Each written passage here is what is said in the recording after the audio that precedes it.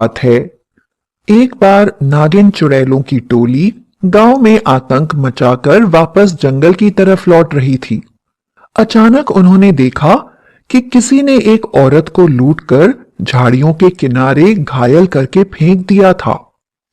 वह बड़ी हैरान हुई और सोचने लगी कि हम तो नागिन चुड़ैलें हैं, इसलिए इंसानों के साथ इतना बुरा व्यवहार करते हैं। आखिर ऐसा कौन है जिसने इस लड़की के साथ इतना बुरा किया है और इसके कपड़ों को बुरी तरह से फाड़कर इसे चाकू से घायल करके झाड़ियों में फेंक दिया है। न जाने क्यों चुड़ैल के मन में उस लड़की के लिए बड़ी ही दया आ गई और वे उसे लेकर अपने नागिन चुड़ैल राज्य आ गई। जब नागिन चुड़ैलों की टोली ने देखा कि एक चुड़ैल अपने साथ एक इंसानी लड़की को भी ला रही है, तो वह सोचने लगे कि शायद यह नागिन चुड़ैल राज्य में इसे लाकर सबको कोई दावत देना चाहती है।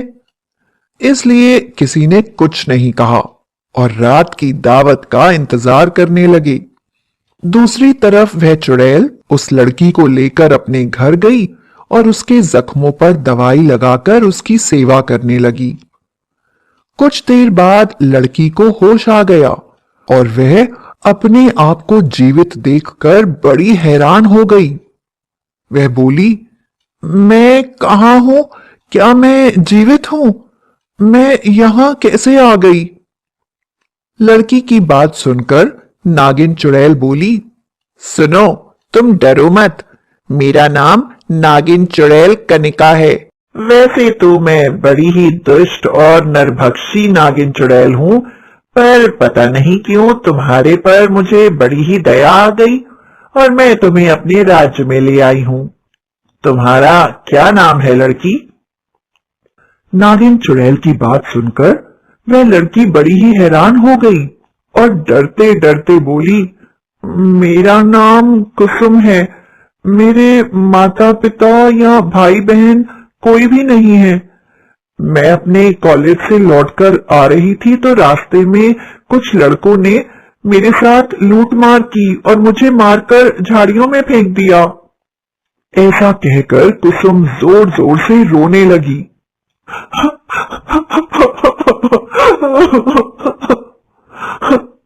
चुड़ैल ने उसके सिर पर हाथ रखकर कहा, अब मैं तुम्हें अपने साथ ले आई हूं ना।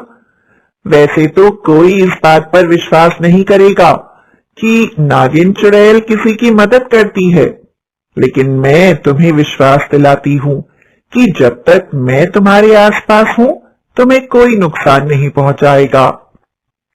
अभी नागिन चुड़ैल कुसुम से बात ही कर रही थी कि उसके घर के बाहर बाकी नागिन चुड़ैलें जोर जोर से चिल्लाने लगी। नागिन चुड़ैल बोली, अरे कनिका, यह भी भला कैसा न्याय हुआ? तुम एक ताजी ताजी खून और गोश्त से भरी एक इंसानी लड़की को अकेले ही खा रही हो।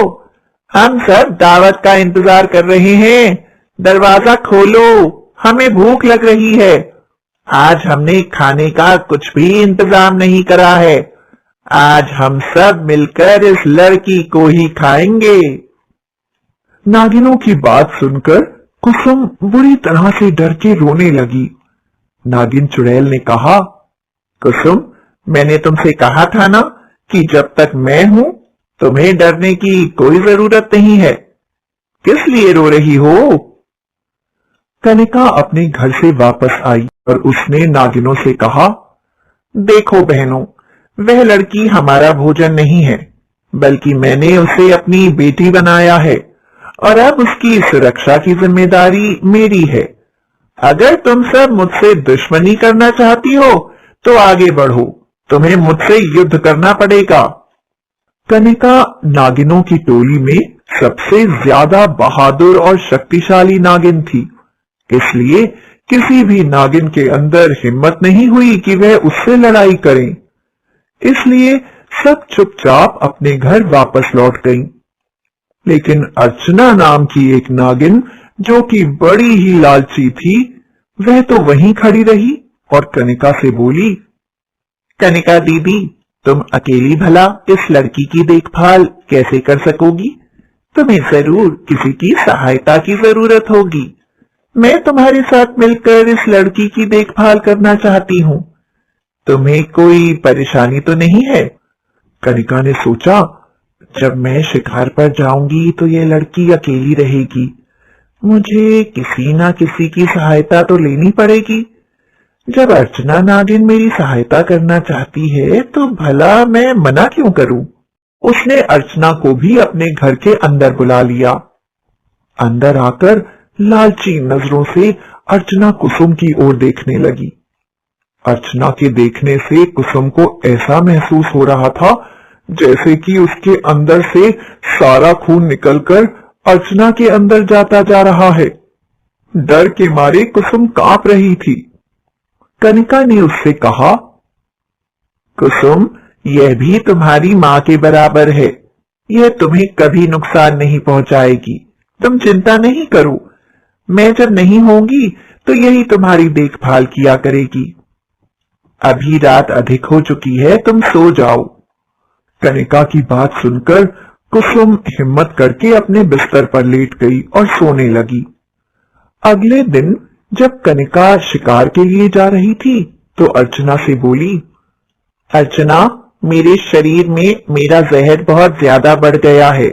मुझे शिकार की जरूरत है। मैं अपने नागमणि यहीं छोड़कर जा रही हूँ। तुम मेरी नागमणि का ध्यान रखना और कुसुम का बाकी नागिनों से ध्यान रखना। उसके जाते ही अर्चना ने कुसुम का खून पी लिया और नागमणि के जादू से कुसुम को फिर से जीवित कर दिया। लेकिन अब कुसुम इंसान के बदले नागिन बन चुकी थी, लेकिन उसे खुद भी इसकी खबर नहीं थी कि वह बदल चुकी है।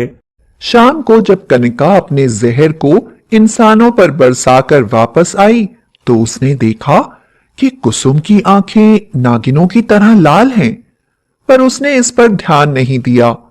लेकिन जब उसने अपनी नागमणि को उठाकर अपने सिर पर रखा तो उसकी शक्ति से उसे पता चल गया कि कुसुम भी चुड़ैल नागिन बन चुकी है। वह समझ गई कि अर्चना ने उसका खून पी लिया है और उसे भी चुड़ैल बना दिया है। अब कुछ नहीं हो सकता था, इसलिए कुसुम भी नागिनों के साथ नागिन चुड़ैल के रूप में शिकार करने जाने लगी और उसे भी इंसान का खून पीना अच्छा लगने लगा। जितना इंसानों का खून पीती, उसका जहर उतना ही ज्यादा भयानक होता जाता। उन लड़कों ने जिन्होंने कुसुम को घायल करके झाड़ियों में फेंक दिया था, उनके प्रति कुसुम का क्रोध नागिन बनकर और भी ज्यादा भयंकर होता जा रहा था। वह बुरी तरह से उनकी खोज में लग गई और आखिरकार एक दिन उसे वह मिल गए। कुसुम अपने गुस्से को नियंत्रण में रखकर शांति से उनके पास गई और बोली, अरे, तुम सब कहां चले गए थे?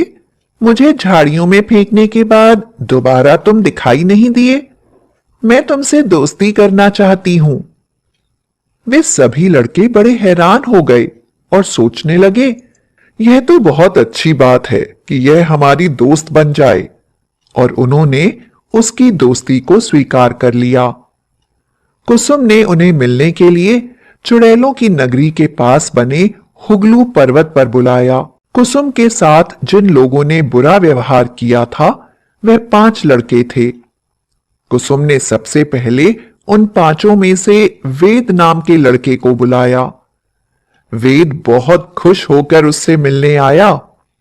कुसुम ने उसे जंगलों में तरह तरह के पशु पक्षी दिखाए और उसके बाद भोजन के समय कुसुम ने कहा, आज हम भोजन एक गुफा में करेंगे। उस गुफा में चारों तरफ चुड़ैल नागिन उस लड़के का इंतजार कर रही थीं।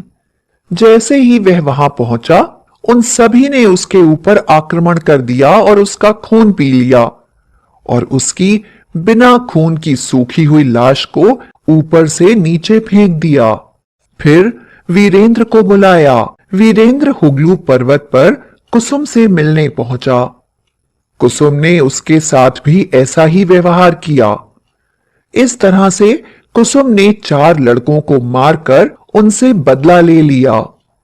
लेकिन पांचवा लड़का, जिसका नाम शिव था, वह एक होनहार लड़का था। वह उन चारों लड़कों का दोस्त था, लेकिन वह किसी भी बुरे काम में उनका साथ नहीं देता था। इसलिए जब उसने यह देखा कि एक एक करके उसके चारों दोस्त गायब हो गए हैं, तो वह बड़ा ही परेशान हो गया और उन्हें ढूंढने लगा। लेकिन उसे उनका कहीं पता नहीं चला। एक दिन अचानक कुसुम उसके पास आई और बोली, सुनो शिव, तुम मुझे बहुत अच्छे लगते हो और मैं तुम्हारे साथ ही अपना जीवन बिताना चाहती हूं। क्या तुम मुझसे मिलने हुगलू पर्वत पर आओगे? शिव ने कुसुम के आमंत्रण को अस्वीकार कर दिया और आने से मना कर दिया, जिससे कुसुम बहुत ही क्रोधित हो गई और तुरंत अपने असली रूप में आ गई। नागिन चुड़ैल बनने के बाद उसकी आंखें खतरनाक लाल रंग की हो गई थीं तथा उसका शरीर पूरी तरह से नागिन के जैसा बन गया था। उसकी जीभ दो भागों में बट गई थी और जब वह बोलती थी तो उसके हर शब्द के बाद सांप की फुफकार निकलती थी। शिव उसको इस रूप में देखकर बुरी तरह से डर गया और ओम नमः शिवाय का जाप करने लगा। शिव को इस तरह से भगवान शंकर की पूजा करते देख कुसुम कुछ भी न कर पाई और वहां से चली गई। लेकिन कुसुम अब एक भी दिन चैन से नहीं जी पा रही थी, क्योंकि वह शिव को मारकर खुद को बर्बाद करने वालों से पूरा बदला लेना चाहती थी और उसका बदला अभी अधूरा था। कुसुम को उदास देखकर कनिका चुड़ैल ने कारण पूछा तो कुसुम ने उसे सारी बात बताई। उसकी बात सुनकर कनिका ने उसे अपनी नागमणि दी और कहा, बाकी नागिनों के साथ शिव के चारों दोस्तों का रूप लेकर उनसे मिलो और मौका मिलते ही शिव को मार दो। कुसुम ने नागमणि को अपने सिर पर रखकर खुद को वेद के रूप में बदल दिया और बाकी नागिनों को बाकी लड़कों के रूप में, और शिव के सामने जाकर शिव को बुलाने लगी। अपने दोस्तों को देखकर शिव बहुत ही खुश हुआ और दौड़ता हुआ आया। वह अपने दोस्तों को लेकर हॉस्टल के कमरे में गया और कमरे का दरवाजा उसने अंदर से बंद कर दिया और बोला, मैं बहुत परेशान था, अच्छा हुआ तुम मिल गए। मैं तुम्हें बताना चाहता हूं कि तुम लोग कुसुम से दोस्ती मत रखना। वह कोई लड़की नहीं है, बल्कि एक चुड़ैल नागिन है और वह हम सबको मार देना चाहती है। मेरे पास तो यह माला है जिसके कारण वह मेरे पास नहीं आ पाई। यह शिवजी की माला है, लेकिन तुम लोगों के पास कोई भी रक्षा की चीज नहीं है, इसलिए सावधान रहना। वेद के रूप में कुसुम ने उससे पूछा, तुम यह माला कभी उतारते नहीं हो? शिव बोला, इस माला को रोज 2 घंटे के लिए शिव मंदिर में रखना होता है। बस उतनी ही देर ये माला मुझसे दूर रहती है, लेकिन उस समय मैं हॉस्टल से बाहर नहीं निकलता, इसलिए कोई खतरे की बात नहीं है। यह सुनकर वेद के रूप में कुसुम मुस्कुराने लगी और बोली, अच्छा हुआ तुमने हमें सावधान कर दिया, अब हम कुसुम से कभी नहीं मिलेंगे। और अपनी सभी नागिन चुड़ैल साथियों के साथ वह उस रात शिव के साथ ही होटल के कमरे में सो गई। सुबह होते ही शिव अपनी माला शिव मंदिर के अंदर रखने चला गया और जब वह लौटकर आया तो कुसुम ने उसके कमरे का दरवाजा अंदर से बंद कर दिया और सभी नागिन चुड़ैलों के साथ वह अपने असली रूप में आ गई। वेद बुरी तरह से डर गया और दया की भीख मांगने लगा। तब कुसुम बोली, तुम और तुम्हारे दोस्तों की वजह से मेरा जीवन हमेशा के लिए खराब हो गया और मेरा इंसानी रूप भी खत्म हो गया। आज मैं नागिन चुड़ैल बन गई हूं। मैं तुमसे रक्षा की भीख मांग रही थी, पर तुम लोगों ने मेरी बात नहीं सुनी। इसलिए जब तुम्हारे सारे दोस्त मुझसे रक्षा की भीख मांग रहे थे, मैंने भी किसी की बात नहीं सुनी। आज तुम्हारी बारी है। भले ही तुमने अपराध नहीं किया, लेकिन अपराध में साथी तुम भी थे। तुमने मेरी मदद नहीं करी, इसलिए लो, इसकी सजा तो भुगतनी होगी।